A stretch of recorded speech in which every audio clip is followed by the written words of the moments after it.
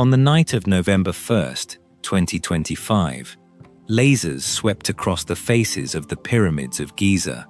World leaders stood in a hall of glass and alabaster, and behind 40 millimeters of bulletproof glass, the golden mask of a 19-year-old king stared out at the 21st century. 103 years after Howard Carter first broke the seal of his tomb, Tutankhamun's 5,000 treasures were finally together again, under one roof, for the first time since the day they were buried. Tutankhamun was given everything he might need for the afterlife: objects to eat, to hunt with, to sleep, explains Britta Nagel, a partner at the German design studio that shaped the new galleries. Visitors, she says, finally arrive at a full-scale reconstruction of the boy king's tomb, so you can see how packed it truly was. The world came to see a museum, but here is the thing nobody says out loud. Egypt is not a museum. Egypt is the only civilization on Earth that never actually died. Think about that claim for a moment, because it sounds impossible. Sumer is gone. Babylon is gone. The Hittites, the Assyrians, the Maya of the great cities, the Romans of Rome, gone. Absorbed, renamed, dissolved into other peoples until only ruins and borrowed words remained. Every great civilization of the ancient world has an ending. A last king, a final tablet, a silence. Every one of them, except this one. Egypt has been conquered by the Hyksos, the Nubians, the Assyrians, the Persians, the Greeks, the Romans, the Arabs, the Ottomans, the French, and the British. 10 times, foreign flags flew over the Nile. 10 times, historians could have written the obituary. And yet today, more than 105 million people wake up in a country called Egypt, on the same river, farming some of the same fields, praying in a language descended directly from the words carved into the pyramids. The name their ancestors used, Kemet, the Black Land, survives in the hymns of their churches. The bread is still baked the same way. The floodplain is still plowed. Egypt has died many times. It has never stayed dead. That is the mystery this journey is about. Not how Egypt built the pyramids, but how Egypt outlived everyone who ever tried to own it, and whether, in this exact decade, it can do it one more time. Because right now, in 2026, this country is facing 3 threats its pharaohs never imagined. A dam 2,000 kilometers upstream that controls its river, a sea that is swallowing its farmland, and a war on shipping that has cut its economic artery by more than half. The oldest country on Earth is being tested again, so let's go see it. First, understand the scale of what we're talking about. Egypt covers roughly 1 million square kilometers, about the size of France and Spain combined, but 96% of it is desert. Almost the entire population, more than 100 million human beings, lives crowded onto the narrow green ribbon of the Nile Valley and its delta, less than 5% of the land. From space, Egypt at night is not a country. It is a single glowing line, a lotus stem of light running through blackness, blooming into a fan of brightness where the river meets the sea. That line is the Nile. By most measures, the longest river on Earth, around 6,650 kilometers from the highlands of East Africa to the Mediterranean. And for all of recorded history, Egypt has been, in the words of the Greek historian Herodotus, the gift of that river. Here is what that gift actually meant. Every summer, rains falling 2,000 kilometers away in the Ethiopian highlands sent a pulse of water down the Blue Nile. In August, the river rose. It spilled over its banks. It drowned the fields, and then it retreated, leaving behind a layer of black silt so fertile that a farmer could press seed into it with his bare heel and wait. The Egyptians built their entire civilization on that rhythm. Their calendar had 3 seasons, and all 3 were about the river: Akhet, the flood; Peret, the emergence, when the water fell and the planting began; Shemu, the harvest, the low water, the waiting. Flood, plant, harvest. Flood, plant, harvest. For 5,000 years, no other civilization ever had a machine this reliable. Mesopotamia's rivers flooded violently and unpredictably, drowning cities. The Nile rose gently, on schedule, almost every year. The historians' joke is that Egyptian civilization was less an achievement than an address. But that isn't quite fair, because plenty of people have lived beside generous rivers. Only one people turned a river into eternity. Stand at Giza at dawn, before the buses arrive, and you can watch the sun come up behind the only surviving wonder of the ancient world. The Great Pyramid of Khufu was completed around 4,500 years ago. It contains an estimated 2.3 million blocks of stone, with a total weight in the range of 5 to 6 million tons. For nearly 4,000 years, until the cathedral spires of medieval Europe, it was the tallest structure human beings had ever built. And here is the number that breaks people's sense of time. Cleopatra, the famous last queen of ancient Egypt, lived closer in time to the first moon landing than to the construction of the Great Pyramid. When she looked at Giza, she was looking at monuments already 2,500 years old, as ancient to her as she is to us. Egypt is so old that it had its own ancient history. It had its own archaeologists. Prince Kamweset, a son of Ramses the Great, spent his life restoring monuments that were already 1,000 years old in his time. 13 centuries before Christ, Egyptians were already excavating Egypt. 20 kilometers south of Giza, at Saqqara, stands the building where it all began, the Step Pyramid of Djoser, raised around 47 centuries ago. Its architect was a commoner named Imhotep, physician, engineer, priest, the first named architect in human history. The Egyptians were so astonished by what he built that, over the centuries, they stopped treating him as a man and started worshipping him as a god. To this day, archaeologists comb the sands of Saqqara to this day, searching for his tomb. The first genius in recorded history remains missing. And while we are standing among the pyramids, let's kill the oldest myth about them. The pyramids were not built by slaves.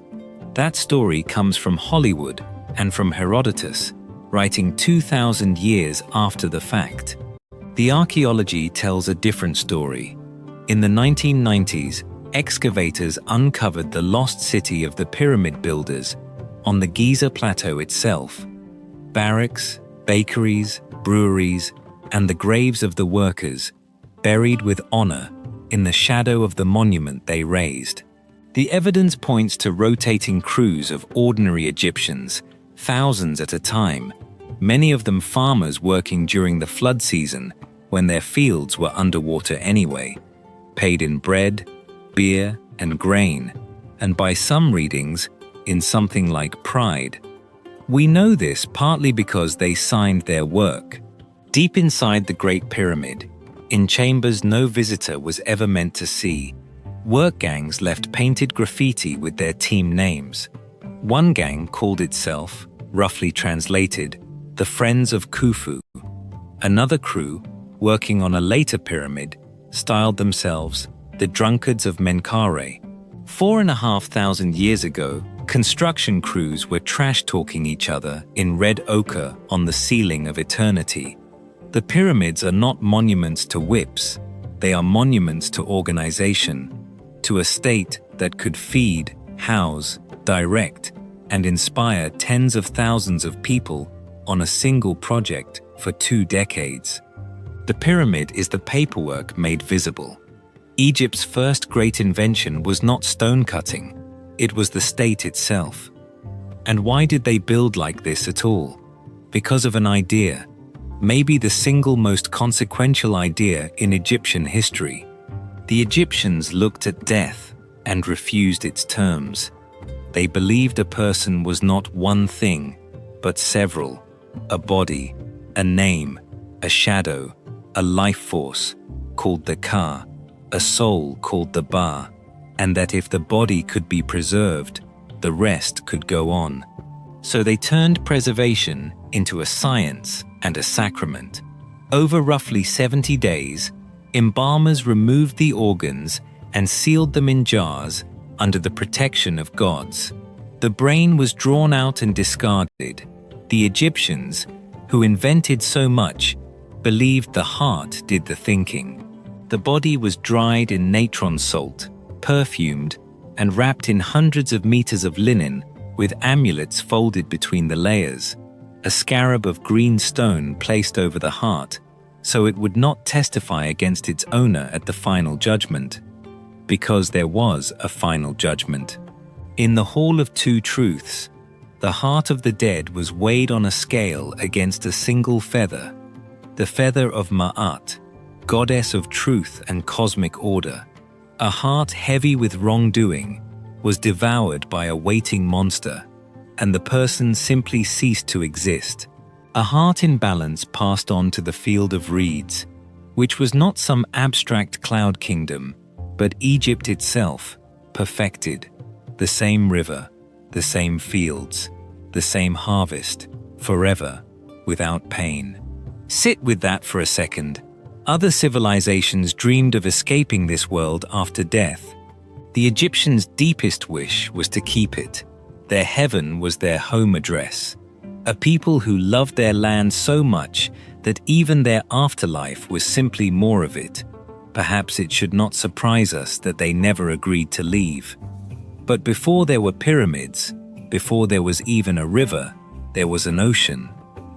Drive 3 hours southwest of Cairo, past the Fayoum oasis, and the desert opens into a valley of pale, wind-carved rock called Wadi al-Hitan, the Valley of the Whales. Scattered across the sand, lying where they fell, are the skeletons of whales, hundreds of them, roughly 37 to 40 million years old. And these are not ordinary whales. Some of them have legs. Basilosaurus, a serpent-bodied predator that could reach around 15 to 18 meters, still carried tiny, perfectly formed hind limbs, evolutionary leftovers from ancestors that once walked on land. This valley, a UNESCO World Heritage Site, preserves one of the great transitions in the history of life. The moment mammals gave up the land and returned to the sea. 40 million years ago, the sands where the pyramids now stand were the floor of a warm, shallow ocean. The limestone blocks of the Great Pyramid are packed with the fossilized shells of sea creatures. The pharaohs built eternity out of an older eternity. In Egypt, even the stones have past lives. Hold on to that thought, because it is the pattern of everything here. But if stone can vanish for 40 million years and resurface intact, what happens to a kingdom that disappears the same way? What actually survives a conquest? Now, the deaths. Because to understand why Egypt's survival is extraordinary, you have to understand how many times it should have ended. The year is 525 BC. A Persian army crosses the Sinai. The pharaoh is defeated, and Egypt becomes a province of an empire ruled from Iran. The temples keep functioning, the priests keep writing. Within 2 centuries, the Persians are gone. Egypt remains.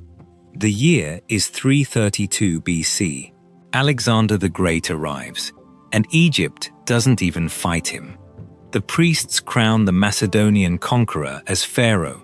His general Ptolemy founds a Greek dynasty that will rule for 300 years. And here is the astonishing part. The Greeks do not make Egypt Greek. Egypt makes the Greeks Egyptian. The Ptolemies build temples to Horus and Isis in perfect pharaonic style. They marry their sisters, as pharaohs did. The last of them, Cleopatra VII, was ethnically Greek, yet she was reportedly the first of her entire dynasty to bother learning the Egyptian language, and she presented herself to her people as the goddess Isis made flesh. The year is 30 BC, Cleopatra is dead, and Rome swallows Egypt whole. The obituary is written again, and again, something strange happens. Roman emperors, men who never set foot on the Nile, are carved on temple walls at Dendera and Esna, wearing the double crown of the pharaohs, making offerings to gods 1,000 generations old. The conquerors keep putting on the costume of the conquered. Egypt kept dying, and its killers kept becoming Egyptian. Egypt has died many times. It has never stayed dead. And then comes the deepest transformation of all. Not a conquest of armies at first, but of faith and language. Christianity arrives early. Tradition says Saint Mark himself brought it to Alexandria in the 1st century. The old temples close, the hieroglyphs fall silent. The last dated inscription was carved at the Temple of Philae in 394 AD, and in 641 AD, Arab armies bring Islam and the Arabic language, and over the following centuries, Egypt becomes what it is today, an Arabic-speaking, majority Muslim nation. Surely this, at last, is the death of ancient Egypt. Except it isn't, and the proof is something you can still hear, this Sunday, with your own ears. Walk into a Coptic Orthodox church in Cairo, the faith of roughly 10% of Egyptians, one of the oldest Christian communities on earth. Listen to the liturgy.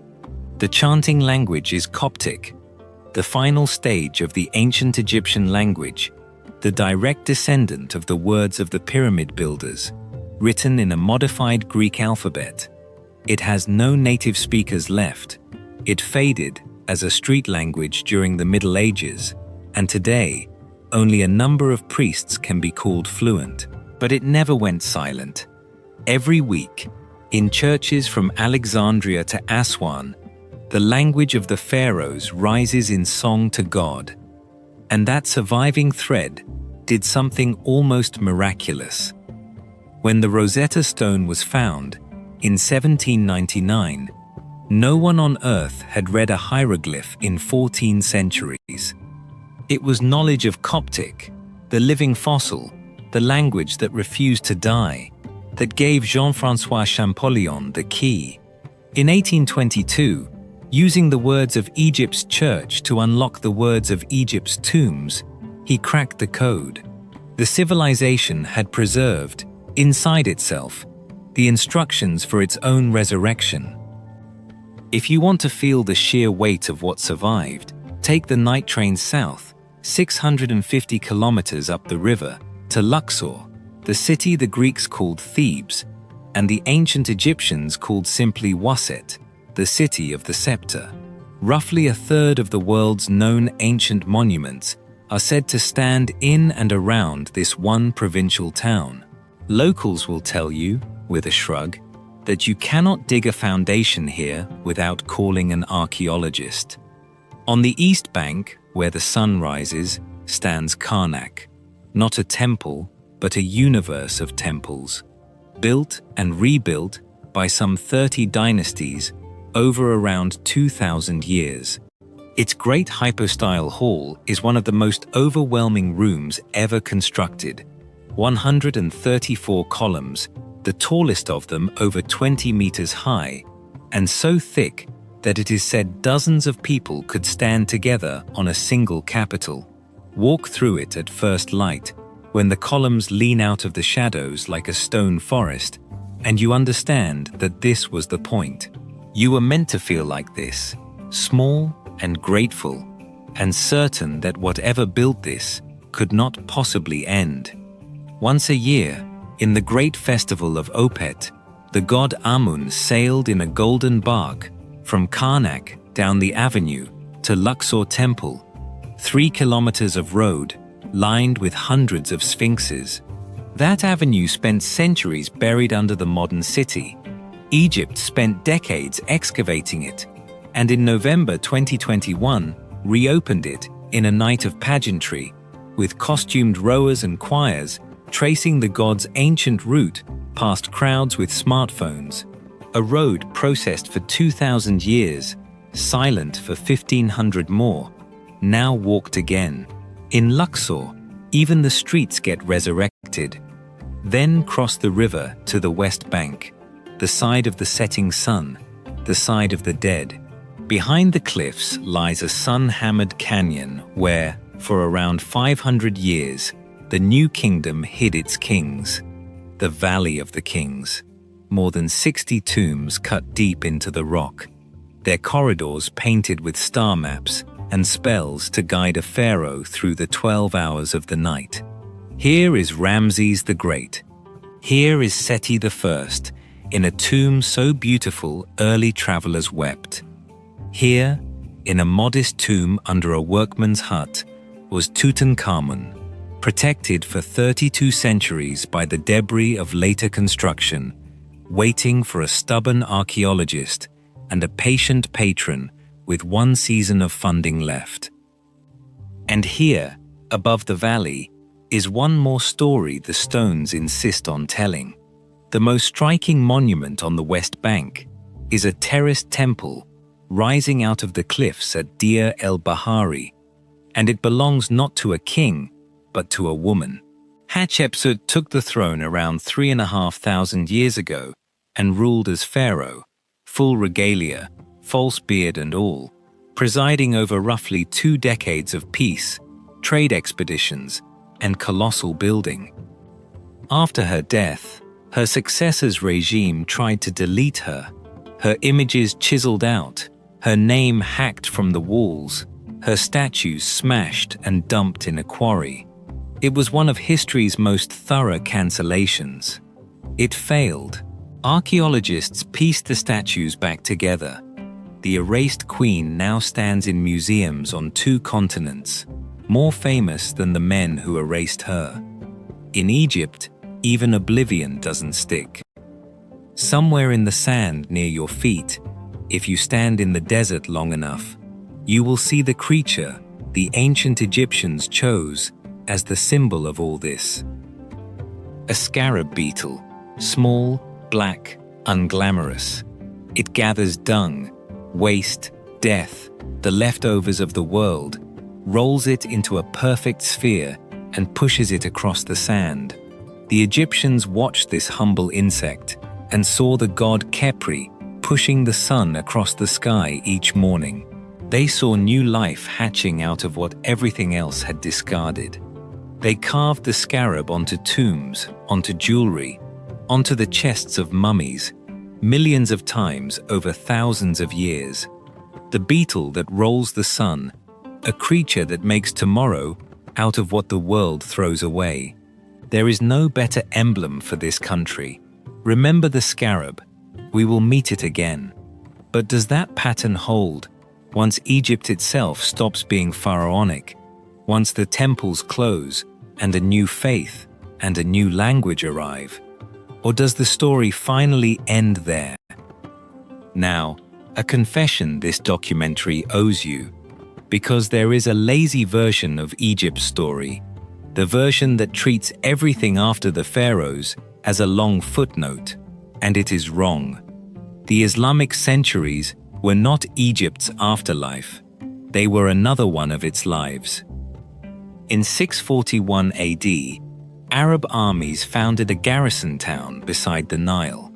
3 centuries later, in 969, a new dynasty laid out a walled city beside it and named it Al-Qahira, the victorious Cairo. Within a few generations, it grew into one of the greatest cities on earth. At its heart, the Mosque of Al-Azhar opened its doors in the 10th century and evolved into one of the oldest continuously operating universities in the world, teaching for over 1,000 years through crusades, plagues, and empires, and teaching to this day, this semester. When Europe's oldest universities were founded, Al-Azhar was already old. Medieval Cairo became a refuge for a wounded civilization. When the Mongols burned Baghdad in 1258 and extinguished the Abbasid Caliphate, it was Cairo's Mamluk sultans who stopped the Mongol advance at the Battle of Ain Jalut 2 years later, a victory historians widely credit with halting the Mongol advance into North Africa and the Islamic heartland at its most vulnerable hour. The Mamluks themselves are one of history's strangest dynasties, an aristocracy of enslaved soldiers, bought as boys from the steppes, trained, freed, and elevated, until the enslaved became the sultans. They ruled Egypt for 2.5 centuries and filled Cairo with domes and minarets, so fine that the city is sometimes called the City of 1,000 Minarets. Walk the old street of Al-Muizz at dusk, when the stone turns honey-colored and the call to prayer overlaps from a dozen mosques, and you are walking through a golden age that most documentaries about Egypt skip entirely. And notice what the pattern did. Yet again, the Arab conquest was, on paper, the most total of all Egypt's conquests. It changed the language, the faith, the alphabet, the calendar, and still, somehow, Egypt absorbed its conquerors into something unmistakably Egyptian. Egyptians today eat fesik, fermented fish, at the spring festival of Sham el-Nessim, a holiday whose roots reach back to pharaonic harvest celebrations, observed by Muslims and Christians alike.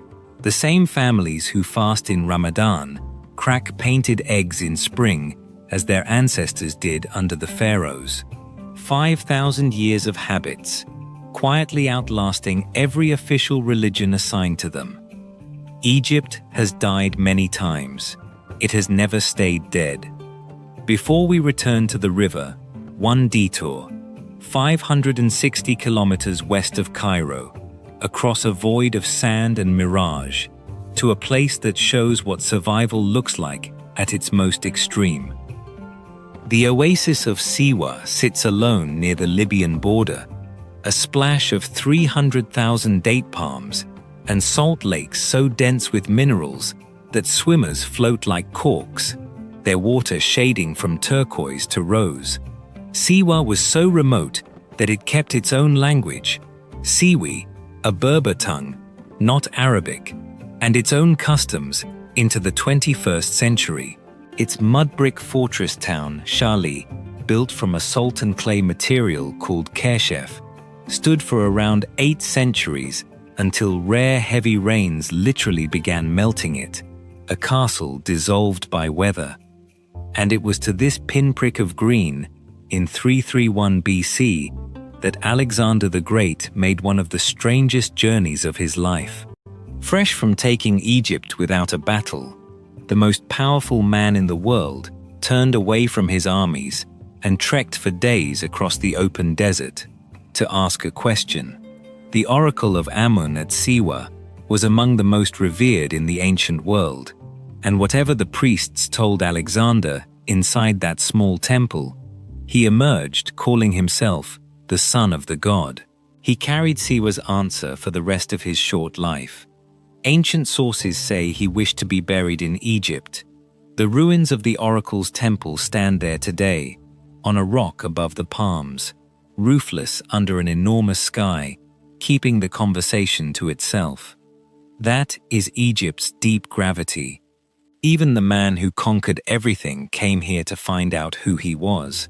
If Egypt could absorb a conqueror's religion, his language, even his gods, what happens when the thing arriving isn't an army or a faith, but a machine, a shortcut cut straight through the desert. The year is 1869. Cannons fire over Port Said, and an empress of France sails at the head of a fleet through a channel of impossible blue cut through the desert. The Suez Canal is open, 193 kilometers of water joining the Mediterranean to the Red Sea, Europe to Asia. Egypt, ancient beyond counting, suddenly holds the newest and most valuable shortcut on the planet. It is also, within a few years, the reason Egypt loses its independence. The canal's debts help bankrupt the state. By 1882, British troops occupy the country. Another conquest, another obituary, the 10th foreign flag. The year is 1922. Two things happen in a single year, and together they tell you everything. In February, Britain formally declares Egypt independent, the beginning of the end of the last occupation. And in November, in the Valley of the Kings, Howard Carter puts his eye to a hole in a sealed doorway, holds up a candle, and is asked if he can see anything. "Wonderful things," he says. Tutankhamun's tomb, the only substantially intact royal tomb ever found, comes out of the darkness at the precise moment modern Egypt is being born. The country's future and its deepest past, arriving in the same year. Egyptians noticed. The discovery ignited a movement called pharaohism, the idea that the new nation was not a fragment of anyone's empire, but the direct heir of the oldest state on earth. The year is 1952. Army officers led by Gamal Abdel Nasser end the monarchy. In 1956, Nasser nationalizes the Suez Canal, faces down an invasion by Britain, France, and Israel, and wins the political war. For the first time in some 2,500 years since the Persians crossed the Sinai, Egypt is fully ruled by Egyptians. And then modern Egypt does something profoundly pharaonic. It decides to control the flood. The Aswan High Dam, completed in 1970 with Soviet help, is one of the largest engineering projects of the 20th century. It ends the annual flood forever.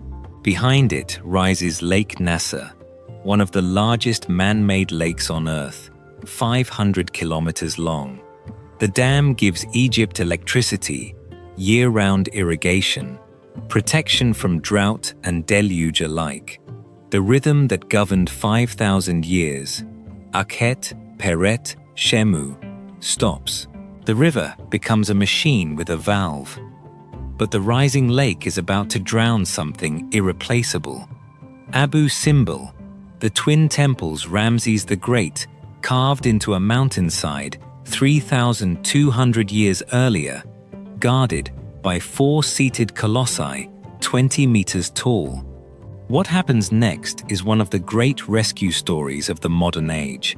Between 1964 and 1968, an international team saws the temples, the entire mountainside, into over 1,000 massive blocks, some weighing up to 30 tons, lifts them 65 meters up the cliff, and reassembles them, stone by stone, above the waterline. Ramses ordered mountains carved to make his temples. 32 centuries later, engineers carved them again to save them. Even the monuments of Egypt refuse to die. They just move. So if Egypt has outlasted pharaohs, invaders, and its own river, can it survive the 21st century too? 3 threats are testing that question right now. And none of them existed when this country was still counting its age in centuries instead of millennia. Which brings us to now. Because everything you have seen so far, the river, the canal, the delta, the tombs, every single one of them is, right now, in the middle of a fight. Start with the canal. In 2023, The Suez Canal earned Egypt a record of around $10.25 billion, one of the country's most important sources of foreign currency, alongside tourism and the remittances of Egyptians working abroad. Then, in late 2023, Houthi fighters in Yemen began attacking commercial ships in the Red Sea. In declared solidarity with Gaza, global shipping lines did the math and fled. Container giants rerouted around the Cape of Good Hope, adding roughly 10 days and thousands of kilometers to the journey between Asia and Europe. The numbers that followed are brutal. Canal revenue collapsed by around 60% in a single year, from over $10 billion to under $4 billion in 2024. President Abdel Fattah el-Sisi put the losses at roughly $800 million a month.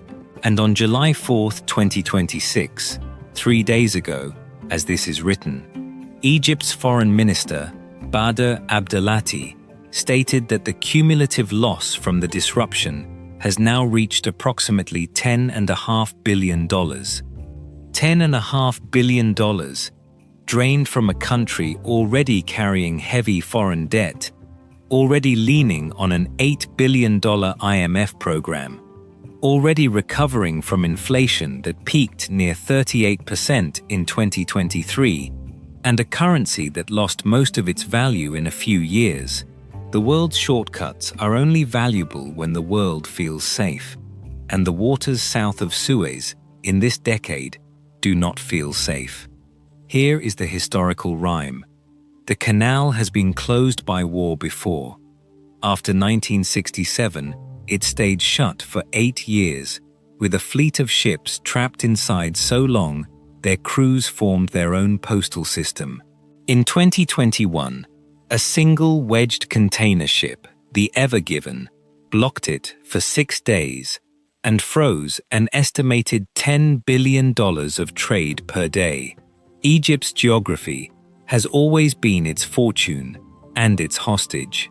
The land bridge between Africa and Asia gets rich from the world's traffic and bleeds from the world's wars. It was true when pharaohs fought at Megiddo. It is true this morning. But the canal is money. The second threat is water. And water, here, is existence itself. The year is 1979. President Anwar Sadat, fresh from making peace with Israel, is asked about reports that Ethiopia might one day dam the Nile.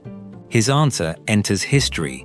Egypt, he says, is not going to wait to die of thirst. We will go to Ethiopia and die there. For decades, that was Egypt's doctrine. The river was a red line. The year is 2025.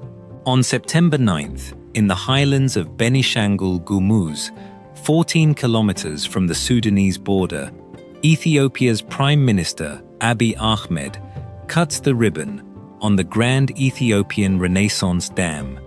It is the largest hydroelectric project in Africa, 1.8 kilometers wide, 145 meters tall, with an installed capacity of 5.15 gigawatts. Its reservoir holds, at full capacity, on the order of 70 billion cubic meters of water, a significant share of the Blue Nile's entire annual flow, sitting behind a wall of concrete 2,000 kilometers upstream of Cairo. Ethiopia calls it survival. A nation of well over 100 million people, tens of millions of them without electricity, harnessing a river that draws most of its water from Ethiopian rain. Abiy told Egypt and Sudan the dam is not a threat, but a shared opportunity. Egypt calls it something else. Cairo depends on the Nile for around 97% of its renewable water. Egypt's leaders boycotted the inauguration.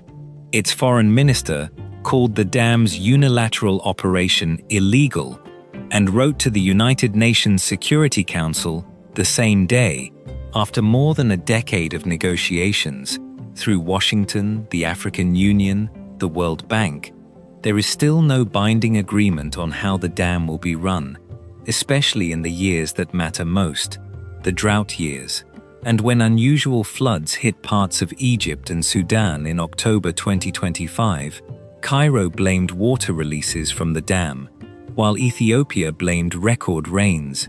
Each side now has a villain ready for every disaster. Understand what has actually changed. For 5,000 years, through Persians, Greeks, Romans, Arabs, Ottomans, French, and British, whoever ruled Egypt, the river itself was never in foreign hands. The flood came from God and geography, and no king on earth could touch it. That era ended on September 9th, 2025. For the first time in the entire history of the oldest country in the world, a switch that shapes the Nile sits in another nation's control room. No shots have been fired. Diplomats keep meeting, but every farmer along the river now plants in the shadow of an unanswered question. And if the river's source is no longer fully in Egyptian hands, what about the other end of it? The place where, after 6,000 kilometers, the Nile finally lies down and meets the sea. And while Egypt watches its water source upstream, its farmland is being attacked from the opposite direction, by the sea. The Nile Delta is one of the most fertile and most densely packed rural landscapes on Earth. A green fan holding tens of millions of people and producing a huge share of Egypt's food. It is also, according to the UN's climate panel, one of the most vulnerable places on the planet. The delta is slowly sinking, in part because the high dam now traps the silt that once rebuilt the land every flood season. The Mediterranean is slowly rising, and in between, salt is creeping into the soil and the groundwater like a quiet invasion. In the town of Rosetta, the same Rosetta where the stone was found, a farmer named Salama al-Sayeg has watched his fields change within his own lifetime. The land was dry before, he says. They never had salt problems. Now the water table has risen with the nearby sea, and he has switched to planting mango trees because they can tolerate what the old crops cannot. In the coastal villages of Kafr el-Sheikh, farmers spread truckloads of sand over brackish fields, or give up and dig fish ponds where wheat once grew. One smallholder near the coast, Abdullah, put it plainly: the barriers help a little with the flooding, but the salty soil is still killing them. Egypt is fighting back the way Egypt always has, with engineering. Concrete barriers shaped like giant jacks line the shore near Alexandria. Sand dikes rise along the lagoons. New drought-tolerant rice varieties go into the paddies, but researchers warn that if the sea rises by around 0.5 meter or more this century, large parts of the coastal delta could be inundated, potentially displacing millions. And Alexandria, the city of Cleopatra and the ancient library, has been named among the world cities most threatened with sinking by 2100. And Alexandria deserves a moment of its own, because no city on earth carries a heavier before and after. The year is 331 BC. A 25-year-old Macedonian walks a stretch of empty coastline and, according to legend, marks out the streets of a new city with trails of barley flour. Within 2 centuries, Alexandria is the greatest city in the world. Its lighthouse, the Pharos, rises perhaps 100 meters or more above the harbor, one of the 7 wonders, visible far out to sea, a machine for guiding the world to Egypt's door. And its library attempts something no one had ever tried: to collect every book in existence. Ships docking in the harbor were reportedly searched for scrolls to copy. At its height, the library may have held hundreds of thousands of them, the closest the ancient world ever came to an internet. Here, scholars measured the circumference of the Earth to within a few percent, mapped the heavens, and dissected the human body. For a few centuries, the smartest room on the planet was in Egypt. Almost all of it is gone. The library declined and vanished through fires, wars, and neglect. How exactly remains a matter of argument. The pharaohs was broken by earthquakes and finally toppled in the 14th century. A Mamluk fortress squats on its foundations today, and much of ancient Alexandria did not merely fall, it sank. The ground itself subsided over the centuries, and today archaeologists in scuba gear glide over sphinxes, columns, and colossal statues lying on the harbor floor, including blocks that may once have been part of the lighthouse itself. Cleopatra's royal quarter is now a dive site. The year is 2100, or somewhere on the road to it.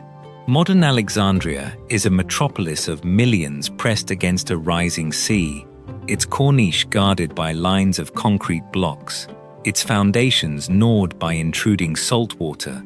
In recent years, buildings in the old quarters have been collapsing at an accelerating rate as the water table rises beneath them. The city that once sent its light out to sea now spends its money holding the sea back. Scientists have named it among the great cities most threatened with inundation this century. In 2002, Egypt answered the oldest loss in its history, the only way it knows how. It rebuilt. The Bibliotheca Alexandrina rose on the ancient harbor, a vast disk of glass and granite tilted toward the Mediterranean like a second sun coming up out of the water, with shelf space designed for millions of books. 16 centuries after the last scroll of the old library was lost, Alexandria is a library city again. Whether the new one gets 16 centuries is now a question for the sea. Alexander's city survived fire, earthquake, and the fall of every empire that owned it. Its greatest enemy, it turns out, was never an army. It is the tide. Breathe for a moment. Step away from the headlines, out into the country the headlines never show. Because Egypt's deep endurance was never only human. At dawn in autumn, look up over the Gulf of Suez. The sky itself is migrating. Hundreds of thousands of white storks, raptors, and pelicans funnel over this narrow bridge between continents. One of the great bird migration corridors on Earth, used for millions of years before the first pharaoh, still used now, an ancient river of wings above an ancient river of water. In the Nile itself, south of Aswan, the crocodile waits, as it always has, the animal Egypt worshipped as the god Sobek, mummifying them by the thousands at temples like Komombo. A big Nile crocodile can approach 5 to 6 meters and several hundred kilograms, built on a body plan that has barely changed in tens of millions of years. The pyramids are 45 centuries old. The crocodile's design is 1,000 times older. It watched the pharaohs come. It watched them go. Aswan itself, at the river's first cataract, is where Egypt softens. The desert cliffs come down gold to the water. Feluccas, the white-sailed boats whose design has barely changed since they appeared in tomb paintings, lean across the current in the late light. And along the banks live the Nubians, a people older than Egypt's border with Sudan, whose painted blue and ochre villages hold the memory of a hard bargain. When the High Dams Lake rose in the 1960s, it drowned old Nubia, and tens of thousands of Nubian families were moved from villages their ancestors had held for thousands of years. The dam that saved Egypt from flood and famine cost the Nubians their homeland, a debt this country has not stopped discussing. In Nubian songs that name drowned villages, the maps have forgotten. Survival, here, has never been free. Someone always carries the price. And in the Red Sea, along Egypt's eastern coast, scientists have found a rare piece of good news. The corals of the northern Red Sea appear unusually tolerant of heat, resisting the mass bleaching that is devastating reefs across the tropics. Researchers speak of this coastline as a potential refuge, one of the places where reefs might still be alive at the end of this century. Even Egypt's sea, it seems, has learned the national talent, outlasting. So after 5,000 years of practice at survival, where does this country go next? Back to the desert, to build something entirely new. Now come back to the desert east of Cairo, because the newest chapter of this 5,000-year story is being written there right now, in concrete and glass, and it ends with a twist you could not script better.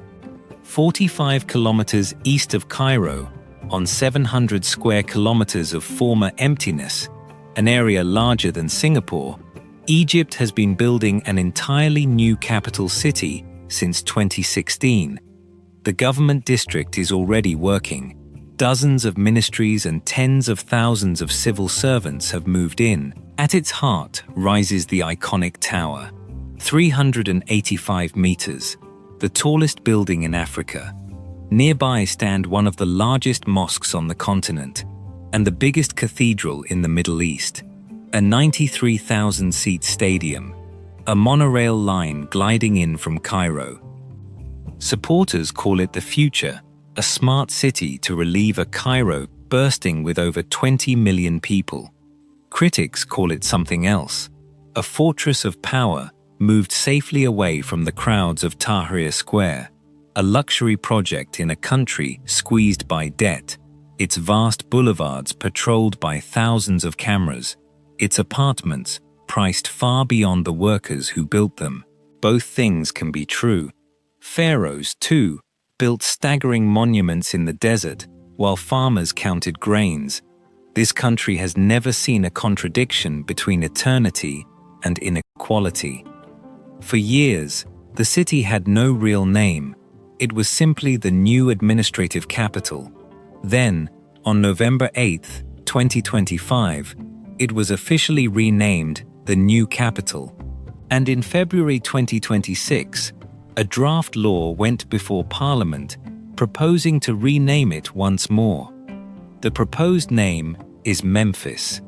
Memphis, the city founded, according to tradition, by Egypt's very first king at the very dawn of the state, 5,000 years ago, the original capital of the original kingdom.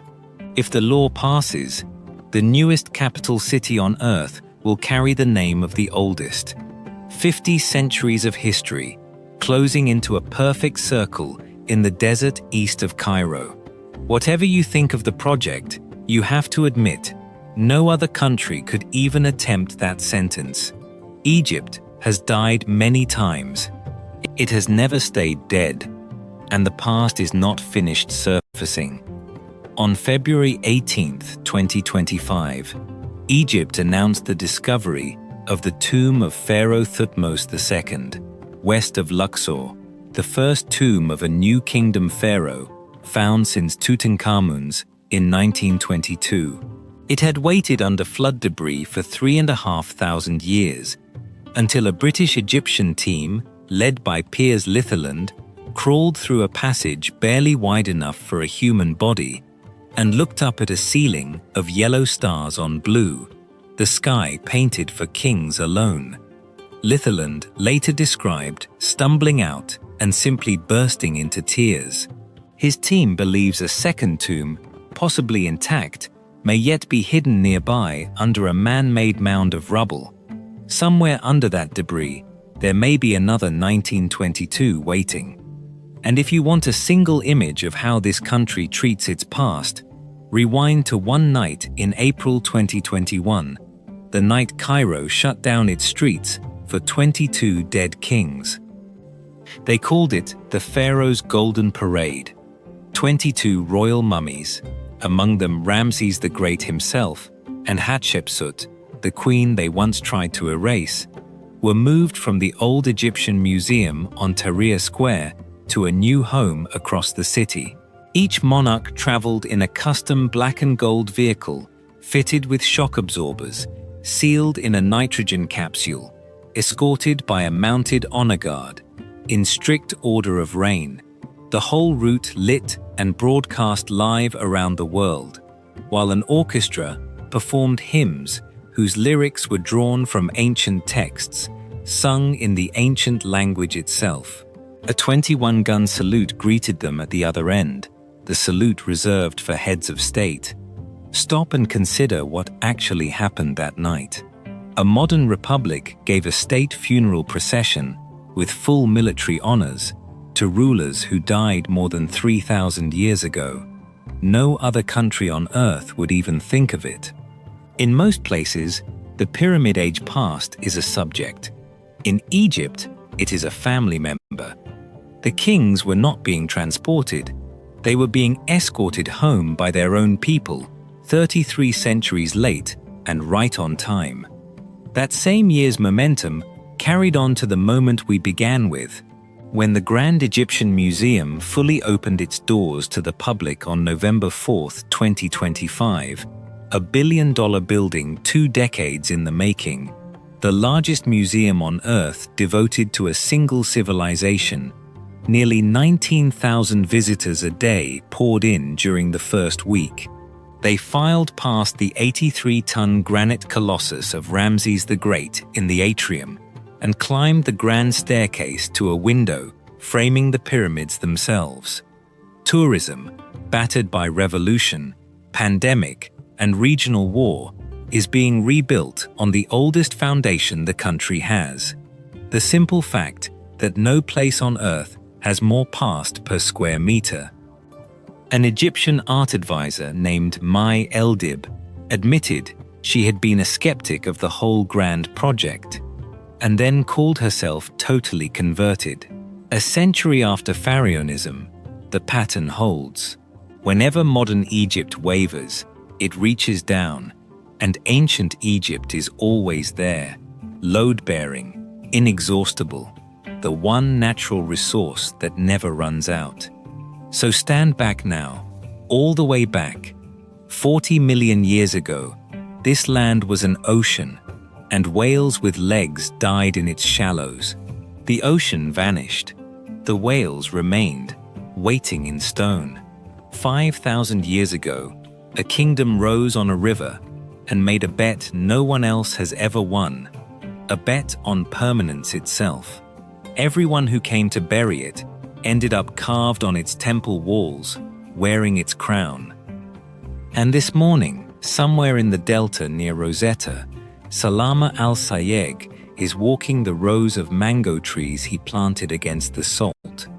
A farmer adapting on land his ancestors have farmed since before Rome was a village, doing exactly what this country has always done, refusing to accept the ending. Nothing about Egypt's next chapter is guaranteed. That has to be said honestly. The river now answers to a dam in another country, and there is still no agreement governing the drought year that will, eventually, come. The sea is rising against the delta faster than the concrete can be poured. The canal's $10 billion wound is still open. Hostage to wars Egypt did not start and cannot end.